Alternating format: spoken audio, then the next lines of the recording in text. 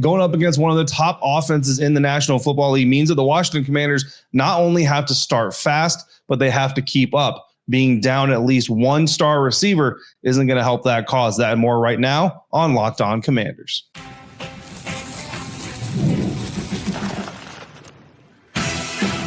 You are Locked On Commanders, your daily podcast on the Washington Commanders. Part of the Locked On Podcast Network, your team every day. This is Locked On Commanders. I'm David Harrison, your guy on the ground covering the Washington Commanders for WUSA 9, right here with you 5 days a week. And you can also find me writing about the Commanders for Sports Illustrated's CommanderGameDay.com. You can follow me on X at DHarrison82. And I want to thank you for making Locked On Commanders your first listen or your first view. And a special thank you goes out to all of the everydayers, those of you who come through for every single episode. Thank you for coming through again for today. So on this episode, we are going to discuss our bets and our data-supported fantasy must-start of the week. We're going to break down specific matchups and specific play designs that the Washington Commanders need to use in the situational battles. But first, the offensive challenges that Washington is going to face this weekend are only amplified by the injuries. They're going to have to find some production from some faces who have been stepping up, but are going to have to continue stepping up this week. All of that coming up on today's episode of Locked On Commanders, a proud part of the Locked On Podcast Network, your team every day. So, offensive challenges, you're going up against arguably the best, but no argument to one of the best offenses in the National Football League. The Dallas Cowboys offense has been humming, scoring nearly 30 points a game, even without CeeDee Lamb. They're putting up points against pretty much everybody except apparently the New York Jets. But so the Washington Commanders, like I said in the beginning, they've got to not only start fast, they have to start fast, but they also have to be able to keep up. This is going to be a track meet. This is expected, I should say, to be a track meet. I can't tell you it's going to be because I'm not psychic, but I'll tell you it's expected to be a track meet. Points galore. I will tell you right now, I know there's been a lot of noise and a lot of angst and a lot of disgruntledness about the defense. This is a week where you need to expect the Commanders defense to give up stuff because every defense is giving up stuff to the Dallas Cowboys offense. It's just one of those offenses. However, that doesn't mean that contextually how they give that up, right? Like that part is important. I'm not sitting here saying like blown coverage this week. Forget about the blown coverages this week. Like, no, okay. Like you don't want all that kind of stuff, right? But expect that this defense is going to give up a lot of stuff this week. The key is, are they going to make the right play at the right time to prevent it from getting overboard and from overflowing and all that stuff? We'll get into all that, but expecting a high scoring game means that you need to come into the game just kind of expecting to see your defense get worked a little bit, right? So the Commanders offense, having to do this, they've been doing well. They're definitely one of the top scoring offenses in the league as far as being in the top half of the league. I think top 12 last time I checked.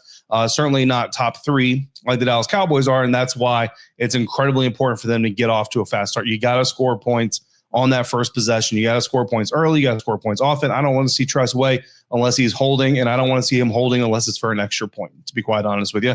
I love you, Tress, but that is the only thing I want to see you doing on Sunday. What's going to hamper that effort, of course, are the injuries, and the injuries specifically to the wide receiver room. Really nothing new, so to speak. Noah Brown going on IR this week. Terry McLaurin, we were hopeful that he would be coming back, had a good practice on Wednesday, was doing a little bit of extra work on the side, but then Thursday comes the DNP, did not participate. And from that point forward, you're pretty much going, all right, you're probably not getting Terry. And then Friday, he was back out there, limited participant, but ultimately ruled out. Noah Brown going on IR, so he's been ruled out for at least the next 4 weeks. Honestly, I don't know if you're ever going to see Noah Brown.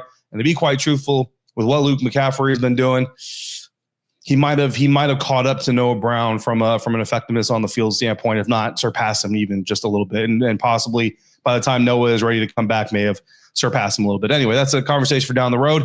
Deebo Samuel with the heel. He was the other wide receiver that we were really concerned with this week watching him. Look, he suffered that heel injury originally against the Los Angeles Chargers or the Atlanta Falcons. Pushed through it against the Los Angeles Chargers. Had a pretty good game. Touchdown there at the end to really kind of, seal the deal. It was already pretty much sealed, but really seal the deal. So you like that. And then Monday night, Chicago Bears just didn't look too hot. Got a C for me on the grade chart. Just kind of an average performance, but you're not expecting average from Deebo Samuel, right? You expect above average. And so it looks to me, because of that, I'm not a doctor, and I'm certainly not examining him, even if I was a doctor, but basically from that criteria, we're looking at saying, okay, maybe that heel injury is getting a little bit harder to deal with. Deebo says it's certainly frustrating to be dealing with that heel injury. That's a paraphrase. But he's going to go out there and he's going to give it his all, right? So, again, Dan Quinn was non-committal on whether or not Deebo would actually play. Deebo was non-committal on whether or not he expected to play. The best thing I can tell you is he was out there running on Friday. That's a good sign, at least. So we'll see what happens tomorrow on Saturday, and then, of course, Sunday before the game. Chris Rodriguez Jr., running back Chris Rodriguez Jr. with the calf injury was cleared. Sam Cosmi, coming back from the knee injury, is questionable. I can tell you that in some of the drills we were able to see during the week, it looks like to me Sam Cosmi is definitely on the path to returning. So I don't want to go as far as to say I expect him to be on the field against Dallas Cowboys, but I think there's a better chance that he'll be on the field than there is that he's not, to be honest. That's just kind of where I sit with it. We'll see how that comes up this weekend. You certainly love to have him back, especially given this performance or given this matchup where you're going to need him to help push the line of scrimmage to get those runs going, and you're going to need him to be in there to protect Jaden Daniels. Of course, first game coming back from that knee injury, it's always a little bit tricky, so we'll see how he actually goes. But getting to those receivers, the receivers thing is really the biggest conversation for this week because, like I said, you're kind of expecting that defense to give up at least a little bit of something against this Cowboys offense. So the question is, can the Washington Commanders keep up? And that is where the offense steps in. So again, Deebo Samuel's production and performance kind of plummeting just a little bit in a 1 week sample size against Chicago Bears. The good news is that was last week. This is this week. Certainly could see him get back to those A-level performances this week. You would love to do so. If he can't, or even if he can, but you still are going to need firepower, right, to keep up with these guys. Zach Ertz is a tight end coming off a great performance against the Chicago Bears. Certainly earned himself an A. 6 targets, 6 catches against the Chicago Bears. Great performance. Wide receiver Luke McCaffrey is a receiver that continues to trend up with a lot of really great grades on somewhat limited snaps, but his offensive snap share continues to go up on a weekly basis. So if we see that trend continue, then you could see a little bit more Luke McCaffrey. And the Dallas Cowboys are particularly bad on offense against slot receivers. And Luke McCaffrey, of course, a big slot, could potentially do some damage out of there. Wide receiver Chris Moore is also trending up, arguably. I mean, easily the best day out of him I've seen as a Washington Commander. First touchdown since I think like 2022, they said, stuff like that. With Terry McLaurin out, he's certainly going to get some more opportunities to perform, and hopefully he can build off of what he did against Chicago Bears. Rookie Jalen Lane, his speed, all that stuff is going to be a part of this is he's going to factor in and be a part of this is what I'm trying to say. You can see some end arounds. You can also see some of those passes, of course, 37-yard pass last week against the Chicago Bears, certainly showcasing some of his talents. And of course, Luke McCaffrey, Jalen Lane, also as special teams contributors, are going to absolutely put their stamp on this game. So those are some of the guys that we're looking to step up in this game this weekend. The run game, however, I think is going to be the way the Washington Commanders come out of Dallas with a win. It's a strength on weakness opportunity for the Commanders. And I understand it was a strength on weakness opportunity against the Chicago Bears last week as well. Got it. I think that the Commanders got it. I think that, look, the lesson you learn there is you can't just be ranked good and come in and do well against an opponent. This is still the National Football League. At the end of the day, the Washington Commanders, what they failed to do on the ground specifically last week was come in to Monday night and set a tone. Physical, aggressive. I'm going to eat your lunch. I'm going to kick your butt so bad that your kids feel it. Not that I support abusing children or whatever, but you get the euphemism, right?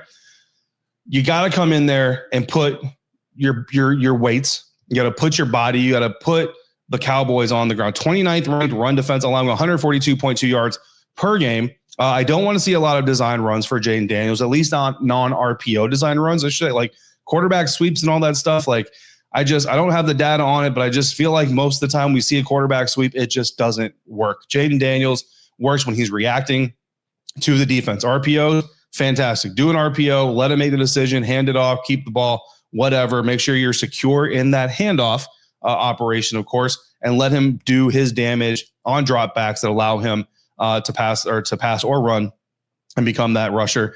He's the leading scrambler as far as like scrambles per pass attempts per dropbacks in the National Football League. That's where you need to let Jaden Daniels do his damage as a runner. The design quarterback runs, the keepers and all that stuff, Yeah, they can work here and there. And you know what? If they rip off one for like 30 yards, we're all going to say, yay, quarterback keeper, do that some more. But just generally speaking, I'm telling you right now, I'm just not a fan of it. Dallas is especially vulnerable on the edge. They're allowing 6.47 yards per carry when opponents run at their right tackle. So you got Josh Carnley Jr. out there, potentially Sam Cosmi coming around. When they run off the right tackle, the Commanders' offense is averaging 8.5 yards per carry. You got Andrew Wiley potentially going back to the bench. You got Trent Scott, who's been effective as an eligible lineman. Run the ball, but don't just run the ball. O-line, smash some dudes.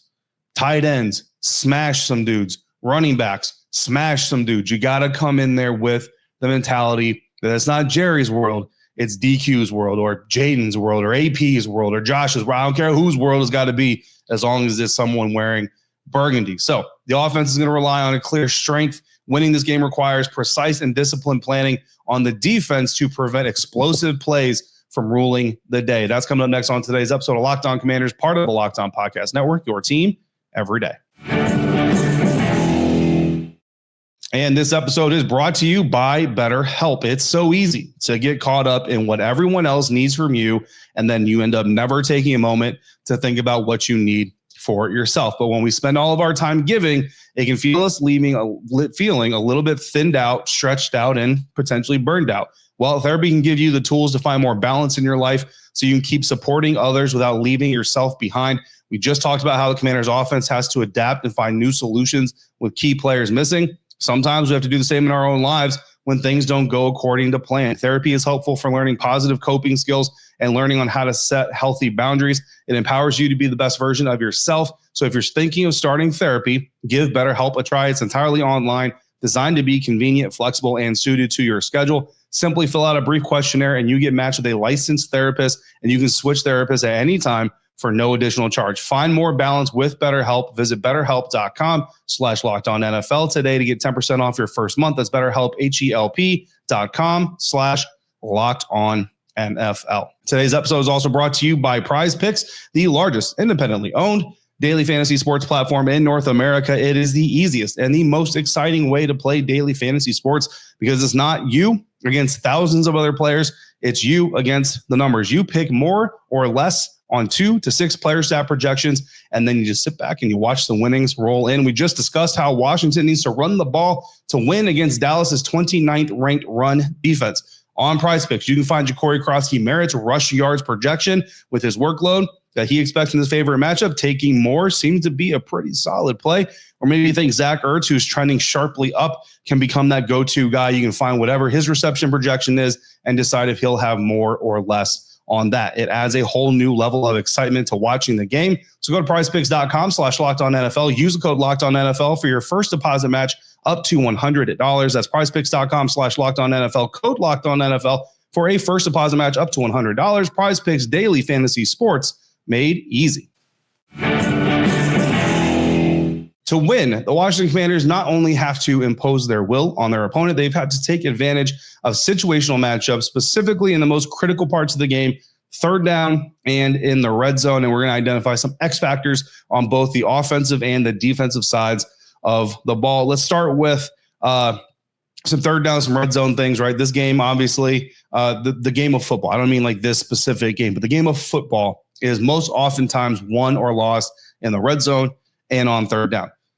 Sometimes, and unfortunately, Commanders fans, you've seen it a lot, your defenses don't even get opponents to third downs. But if you get to third downs, those are obviously incredibly important. Washington has a clear data-supported, quantifiable advantage on both sides of the ball that they need to exploit here to keep the Dallas Cowboys on the losing side of things and get themselves back over 500.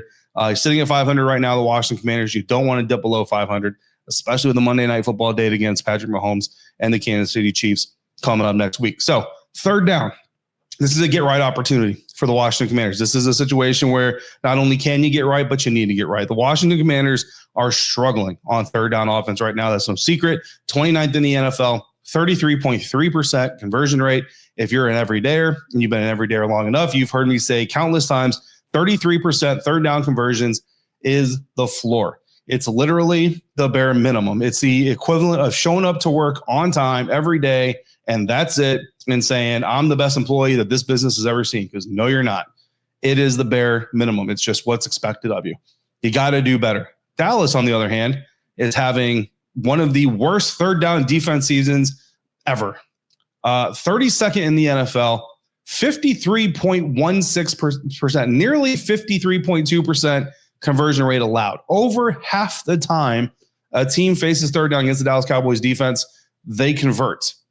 The Washington Commanders better come out of this thing with no less than a 45% third down conversion rate, and that's actually on the low side. So to exploit the Dallas Cowboys soft coverage, to me, you got to go with high percentage concepts. You want stick routes. So stick route concepts. It's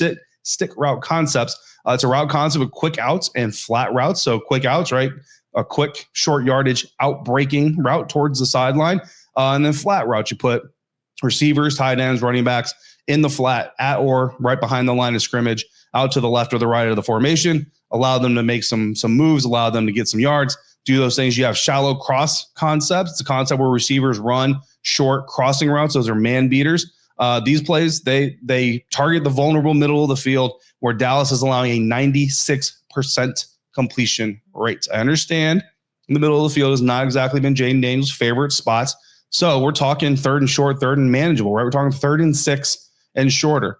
Use those stick concepts, use those shallow cross concepts, mesh concepts, whatever you want to do, take advantage of that soft underbelly. Something that's very interesting to me is Dallas Cowboys defensive coordinator Matt Eberflus apparently was recently, just this week, drilling his guys on a lot of press man coverage techniques.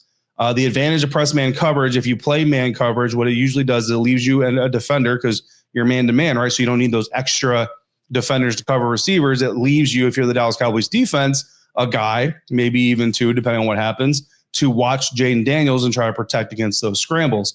The advantage it gives to the Washington Commanders is if you have some receivers that can win some one-on-one matchups, fight through, again, come out with intensity, you have the opportunity of some one-on-one competition. Chris Moore, do it up. You know what I mean? Deebo Samuel, slot fade calling. Luke McCaffrey, it's your time, right? Whether you're lined up on the line of scrimmage or off the line of scrimmage, be physical, take advantage. Jalen Lane, burn a dude, juke him out of his cleats, take off, find open space. There are going to be opportunities. If Matt Eberflus wants to go that way, there are going to be opportunities they need to take advantage of, even if he doesn't go that way. Again, over 50% conversion rate the Dallas Cowboys are allowing on third down. Zero reason this Commanders offense should not convert at least 45% of their third downs. And again, like I said, to me, that's on the low end. Red zone, your chess match inside the red zone. Washington Commanders red zone offense, 5th in the NFL right now, 73% plus in the red zone. Dallas has been very bad in the red zone. They've got a 100% run tendency on 1st and goal for the Dallas Cowboys red zone offense themselves. So you got two offenses here that are, one is incredibly predictable and not very efficient in Dallas, and the Commanders highly efficient, 73% touchdowns when they get in the red zone. Keep that going. Establish the run, and then play action bootleg. I mean, it's a classic. It's kind of almost a cliche. You play action it, you bootleg, you get a tight end or a receiver or running back leaking out for a wide open throw. Too easy. And honestly, against this Dallas Cowboys defense, it has looked too easy. They're very susceptible to play action, especially if you get that run going. So again, it just kind of all comes back around, right? X factor on offense, ball security. The Washington Commanders offense has turned the ball over 6 times in the last 3 weeks. Almost got too crazy. 6 times in the last 3 weeks. Directly contributed, if not caused, the loss in week 6 to the Chicago Bears. You got to get that fixed, man. Total defense X factor here, the 4-man pass rush. This Washington Commanders defense is top 5 in pass rush right now. 9.77% sack rate is top 5 in the National Football League. That is going to be the key to slowing up this Dallas Cowboys offense, because if you have to bring extra men, a 5th, a 6th rusher, to get pressure on Dak Prescott, it's going to thin out your secondary, which is going to leave them more vulnerable to those playmakers. CeeDee Lamb, Kevontae Turpin, George Pickens. And I'm telling you right now, rookie running back Jaden Blue, he's a dark horse to have an impact on this game for the Dallas Cowboys. So you need to be able to get home with 4. If you can't, Joe Witt, listen, you got to dial it up, man. You got to trust your defenders. You got to tell them, look, we're going to take a little bit of cushion out of the secondary. We're going to send some pressure. You have to get pressure on Dak Prescott. You cannot sit back there and let him just sit comfortably with a 4-man rush, not getting home, and tell your secondary, hey, we got more men than they got receivers. Figure it out. You got to get pressure, but hopefully they can do it with those 4 men. up front. So those are the matchups. Those are the situational plans for me as I see it that are going to get this Washington Commanders team a win, advance to 4-3 on the season, heading out of week 7. Coming up next, I'm going to give you our fantasy football must start of the week. And I've got 5 bets for you to try along with me if you are the betting type. Coming up next on today's episode of Locked On Commanders, part of the Locked On Podcast Network, your team every day. And today's episode is brought to you in part by Mazda. This episode's Moving the Game Forward is brought to you by Mazda. There are moments in sports that do more than just put points on the board. They redefine the game. And this week's moment that moved the game forward was Deebo Samuel's game-sealing touchdown against the Chargers in week 5. That's right. We're not talking about week 6. We're going back to week 5 when things were brighter, they were sunshinier, and they were just a little bit happier. 4th and 7 with the game on the line. Again, the game was kind of already in hand, but certainly a game-sealing play. Jaden Daniels trusted his top wide receiver in 2025. All-out blitz. Deebo beat his man into the corner of the end zone. Jaden laid it out there for him. He was there waiting for it. They did their rehearsed dance. It was beautiful. Commanders fans rejoiced. The media was happy. The locker room was happy. Everybody talked, had great conversations, and times were good. That is how you move the game forward, because when you follow what moves you, the unexpected is only the beginning. And just like that, there's moves to every highlight. There is more. So just like there's more to every highlight, there's more to every Mazda vehicle. Mazda, move and be moved. Today's episode is also brought to you in part by Rougiette. Guys, let's talk about something real. Life is all about confidence, whether you're on the field, whether you're off the field. We just talked about the defense needing to step up and perform in critical moments like on 3rd down or in the red zone. It's all about being ready when your number is called. Well, in life, you want the same confidence and you want the same readiness, but sometimes stress, age, just a long day, diet, that can all impact your performance when it matters the most. And you don't want to come up short in those big moments. That's where Rougiette comes in. Rougiette is fast acting sublingual treatment for ED that works in as little as 15 minutes. I don't even know if I said that word right. It's not a pill you have to plan hours ahead for. The compounded ingredients come in a convenient single-use pouch that dissolves under your tongue, so you can be ready anytime the moment is right. Rougiette is offering our listeners a special deal for a game-changing experience. Go to Rougiette.com. Use the code LOCKEDON for 20% off your first order. That's Rougiette.com, Rugiet.com, code LOCKEDON for 20% off. With a clear understanding of the game plan now, we can identify a must-start fantasy player and build a 5-bet portfolio, if you were, for this rivalry game. Croskey-Merritt, running back. He is our fantasy must-start in this game because not only can he impact the game on the ground, he can also impact the game as a receiver. And I am very confident that his fumbles streak is going to end at 2 games. Not going to get a fumble from Croskey-Merritt in game 3. I don't think so. The game script honestly lines up perfectly for Bill. He's the lead back for the NFL's second leading rushing attack. Obviously, his quarterback's got a big part of that, but he can too. He's going up against 29th ranked run defense again. Stretch run inside zone, whatever you want to call them. I don't care. Just run to the right side. Okay, run behind Josh Carnley Jr. and hopefully, fingers crossed, Sam Cosmi, a little bit of Trent Scott, maybe some John Bates, maybe some Ben Sinnott. The Cowboys are vulnerable over there. Again, 6.47 yards per carry on average, and this is through 6 weeks of football. Okay, this is not a small sample size. This is a pretty decent sample size.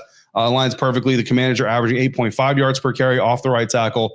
Take advantage of that, especially with those receivers out. Shorten the game a little bit. Shorten the amount of possessions each side gets. Make this a lesser score, even though that goes a little bit against some of my wagers. But make it a lesser score because I'm more interested in covering a winning locker room again than I am in winning these bets. However, speaking of bets, I've got 5 tiered bets. We got a lowest risk, low risk, risky, riskier, and our high risk bets of the week. And like I always do, I am putting my own money on these because if I'm going to recommend them to you, I'm going to use them myself. However, I'm not betting my mortgage, and I don't recommend you bet your mortgage either. Please bet responsibly. If you do, all of these lines are from FanDuel. So if you want to participate in them, go through and get those as well. Actually, I'm not going to give you the odd lines because they do shift, but I will give you the bets, right? So our lowest risk bet for me, Jaden Daniels, 150 plus passing yards. Again, Jaden is known for over 200 yards in each of his last 2 starts, and this is a high probability anchor.